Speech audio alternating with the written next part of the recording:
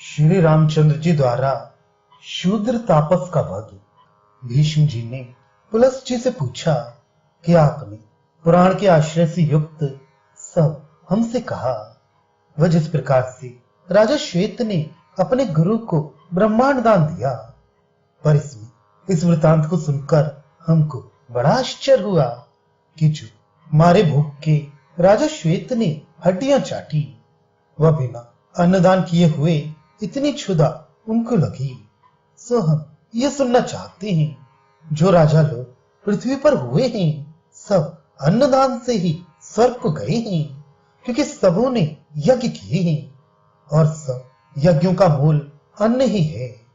उस महात्मा राजा श्वेत की मत कैसे नष्ट हो गई, जो कि उसने अन्नदान ना किया, और ऋषियों ने भी उसे ये बात ना दिखाई, जिस अन्न का ऐसा अद्भुत महात्म्य है कि दान तो इस लोक में दिया जाता है और परलोक में जाकर उसका फल भोगने को मिलता है। वह अक्षय स्वर्गवास भी मिलता है। ब्राह्मण लोग सदा यही कहा करते हैं कि अन्नदान सब दानों से श्रेष्ठ है। इसी से अन्नदान करने ही से इंद्र तीनों लोक के भोगों को भोगते हैं। वह सब द्विजोत्तम लोग उनको शतक्रतु कहते हैं। वह इसी अन्नदान ही से फिर राजसत्तम श्वेत भी स्वर्ग को गए। ये सब हमने आपसे सुना। इस विषय का और भी जो कोई इतिहास हो तो हे महामती, फिर भी हम सुनना चाहते हैं, आप कहिए। तब पुलस्त जी बोले कि हे राजन, ये कथानक पूर्व काल में महात्मा अगस्त मुनि ने श्री रामचंद्र जी से कहा है, वह हम तुमसे सहेंगे। ये सुन भीष्म जी ने फिर पूछा, ये राजसत्तम श्री रामचंद्र किस वंश में उत्पन्न हुए, जिनसे कि अगस्त ने पुराना इतिहास कहा। पुलस्त मुनि बोले कि यह महाबली श्री रामचंद्र जी रघुवंश में उत्पन्न हुए थे, जिन्होंने बड़ा भारी देव कार्य किया कि लंका में जाकर रावण को मार डाला। जब आकर लंका से पृथ्वी का राज्य करने लगे तो उनके यहाँ ऋषि लोग आए। वह वे महात्मा लोग श्री राघवेंद्र के मंदिर में पहुंचे। उनमें अगस्त जी भी थे। उनके कहने से द्वारपाल ने बड़ी शीघ्रता से जाकर पूर्ण चंद्रमा के समान उदय हुए राम जी को देखकर ऋषियों का आगमन का बताया कि हे महाराज कौशल्या नंदन, आपका कल्याण हो। आज की रात्रि का प्रभात बहुत अच्छा है, क्योंकि आज आपका अलभ्य अभ्युदय प्राप्त हुआ है। क्योंकि हे रघुनंदन जी, सब मुनियों समेत अगस्त मुनि द्वार पर आए हैं।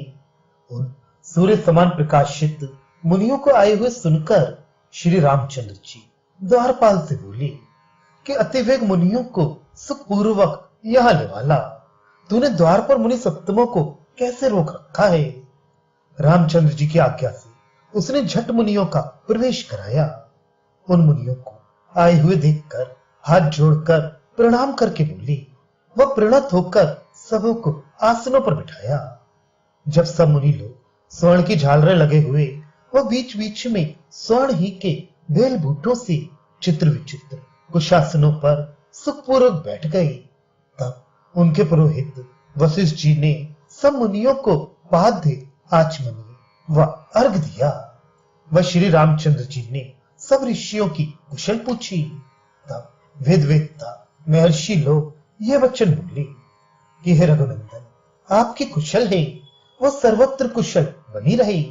बस आपकी कुशल देखकर हम लोग कुशली हुए और हम लोगों के शत्रु को आपने मार डाला।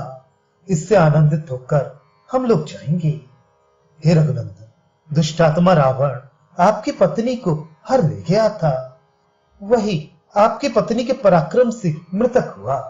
वही राम बिना किसी की सहायता के अकेले आपने उस दुष्ट को मारा। जैसा कर्म आपने किया है उसका करने वाला अन्य कोई नहीं है। सो आपसे संभाषण करने के लिए यहाँ हम लोग आए थे। अब आपके दर्शन से पवित्र हुए। हे राजीव, आपके दर्शन से सब तपस्वी लोग पवित्र होकर कृतार्थ हुए। रावण के वश से आपने हम लोगों के आंसू पहुंचे। वही भी इस जगत में आपने पुण्य अभय दक्षिणा हम लोगों को दिया। हे अमित विक्रम राघव, बड़े भाग्य की बात है कि आप बढ़ते हैं। अब आपको देखा और संभाषण किया, अब अपने आश्रमों पर जाते हैं। जब आप वन गए थे तब हमने एक इंद्रधनुआ दिया था, वह अक्षय बाण, 2 तरकस व 1 कवच अर्पण किया था। फिर भी कभी हमारे आश्रम पर आपको आना चाहिए। ऐसा कहकर वे मुनि लोग अंतर्धान हुए। सब मुख्य मुनियों के चले जाने पर धर्मधारियों में श्रेष्ठ श्री रामचंद्र जी चिंतना करने लगे कि हमको फिर भी एक बार सबों के आश्रम पर नहीं तो अगस्त जी के आश्रम पर अवश्य जाना चाहिए, क्योंकि उनसे हमने प्रतिज्ञा की है कि तुम्हारे आश्रम पर फिर आएंगे। क्योंकि उन्होंने कहा है कि हे रघुनंदन, फिर भी हमारे आश्रम पर आना। इससे अगस्त जी के समीप हमको अवश्य ही जाना चाहिए। वह जो अन्य कोई देव कार्य गुप्त वे कहेंगे वह सुनना चाहिए। इस प्रकार अमित तेजस्वी रामचंद्र जी के चिंता करते ही करते कि हम परम धर्म कर्म करेंगे, क्योंकि धर्म ही परम गत है। 10 सहस्त्र वर्ष तक उन्होंने राज्य किया। वह दान देते देते, वह यज्ञ करते ही करते सहस्त्रों वर्ष एक वर्ष के समान बीत गए।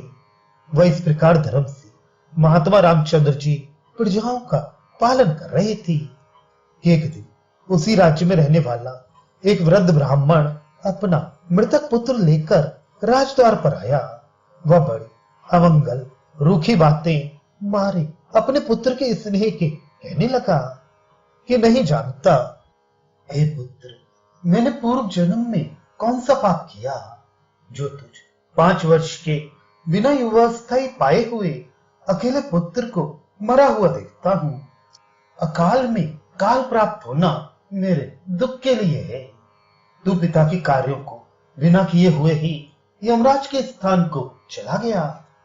राजा रामचंद्र जी के ही पाप से अकाल में मृतक हुआ, क्योंकि बाल हत्या, ब्रह्म हत्या व स्त्री हत्या ये सब रामचंद्र जी में ही है। क्योंकि हे पुत्र, तू मेरे एक ही पुत्र था, सो अब मरने पर फिर मैं नहीं देखता। अब मैं स्त्री सहित मृतक होता हूं। ये उस ब्राह्मण के सब दुख शोक युक्त वचन श्री राघव जी ने अपने कानों से सुने। उस ब्राह्मण को रोककर वशिष्ठ जी से श्री रामचंद्र जी बोले कि ऐसे विषय में अब हमको कौन सा कार्य करना चाहिए। अब या तो हम अपने प्राण ही अग्नि में होद देंगे, या तो पर्वत पर से ही गिर पड़ेंगे। अब इस ब्राह्मण का वचन सुनकर हमारी शुद्धता कैसे हो। इस प्रकार दीन होकर महाराज ने वशिष्ठ जी से कहा तो उसी समय नारद मुनि आ गए। वे सब ऋषियों के समीप सभा में बैठकर ये वचन बोले कि हे रामचंद्र जी, सुनो, जिस प्रकार ये काल बीतता चला जाता है।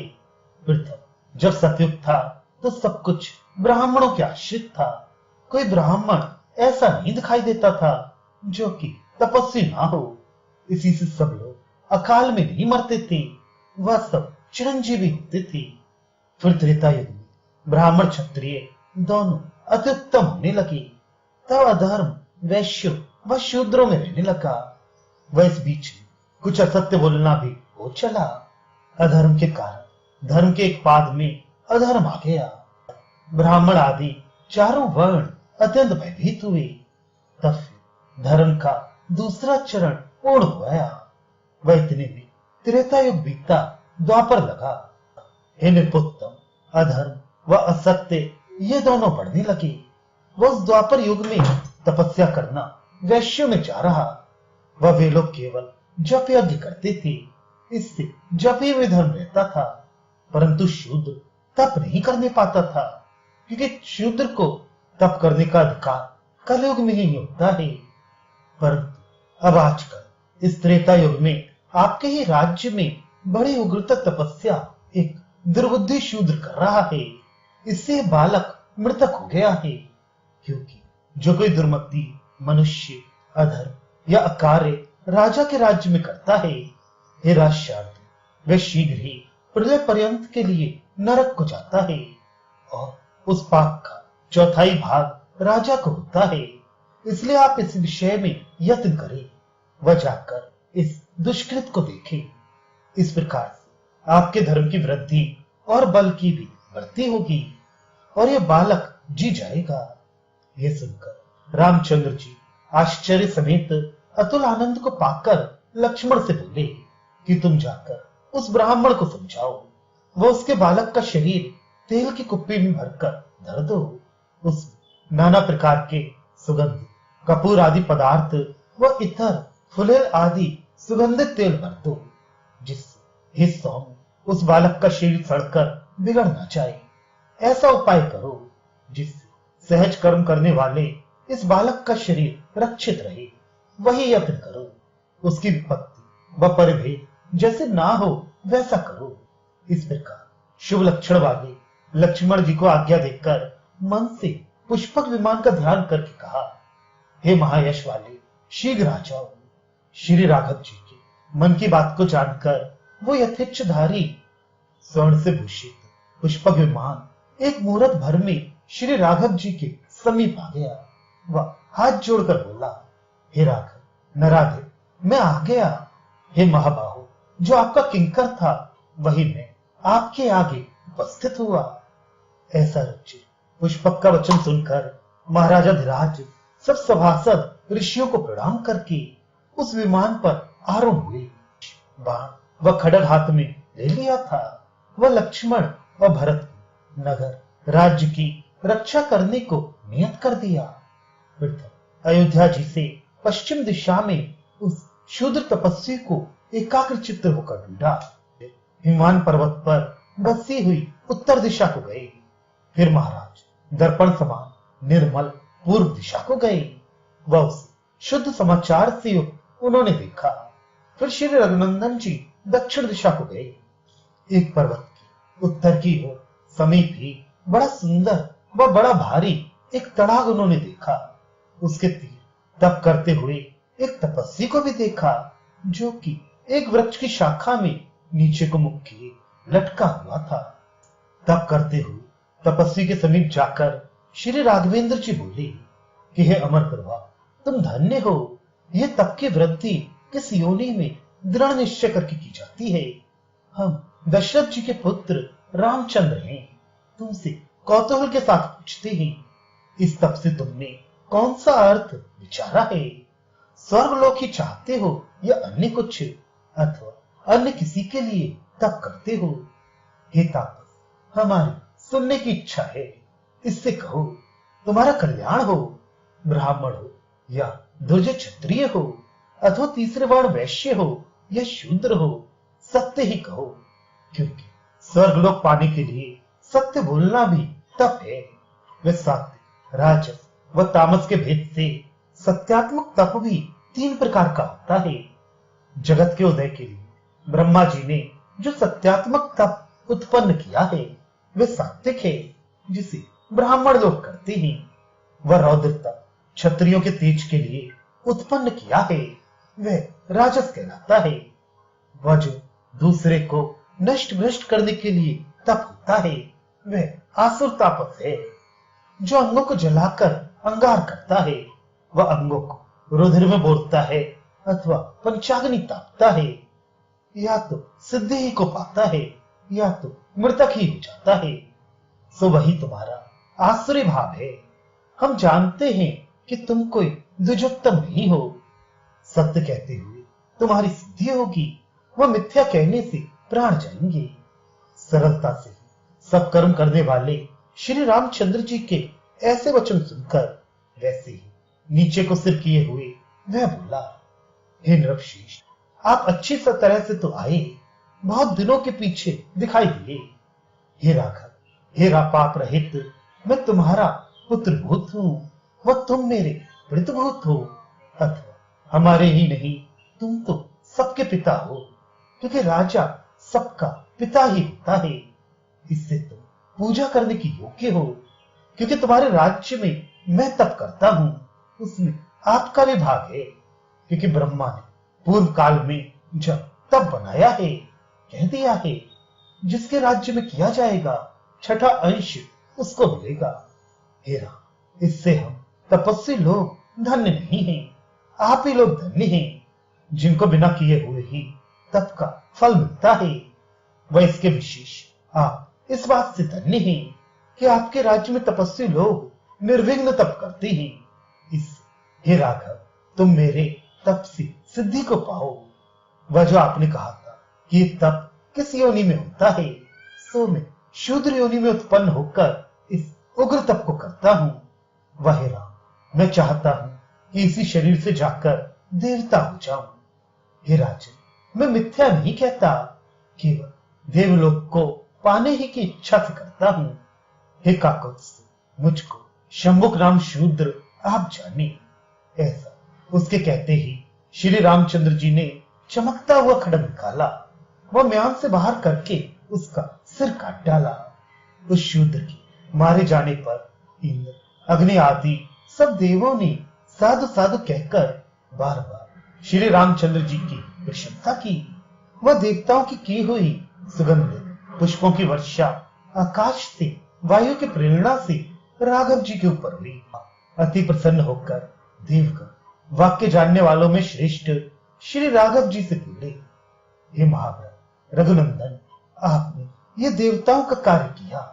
इससे हे राम, जो आप चाहते हो वह वर ग्रहण करें। वह आपके हाथों से मरण पाकर ये शूद्र शरीर सहित देखिए स्वर्ग को चला गया। देवताओं का वचन सुनकर एकाग्र चित्त होकर श्री राघव जी हाथ जोड़कर सहस्त्र नेत्र वाले इंद्र से बोले कि हे देवगण, जो हमारे ऊपर प्रसन्न हो वह हम वर पाने की योग्य हैं। वह जो हमारे कर्म से तृप्त हुए हो तो वह ब्राह्मण का पुत्र जी जाए। आप लोगों से यही वर हम चाहते हैं।